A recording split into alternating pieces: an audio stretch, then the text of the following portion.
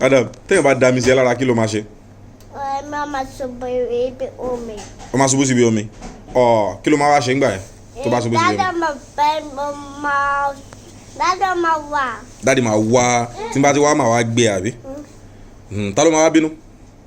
Àti èmi ó máa Ta ló máa bínú? Dádì èmi ó máa bẹ ibi àti ká ló máa bẹ ibi. Ok, a máa fa lápá méjèèjì. A máa gbé sókè. A máa gbé kúrò níbi omi. Níbo la máa gbé lọ tá bá ti gbé kúrò níbi omi? Ibi bọ́t. Ibi bọ́ọ̀sì. Ibi bọ́t torí a fẹ́ lọ ibi bọ́t. Ẹ fẹ́ lọ ibi bọ́ọ̀sì? Ibi bọ́t. Boat. Ok, a máa gbé sínú boat. Ok, tá bá gbé sínú boat, níbo ni boat máa wá gbé lọ? Ibi hospital. Ibi hospital. Ilé ìwòsàn. Tá bá ti wá gbé dé ilé ìwòsàn, ta ló máa tọ́jú rẹ̀? Ìjàpá.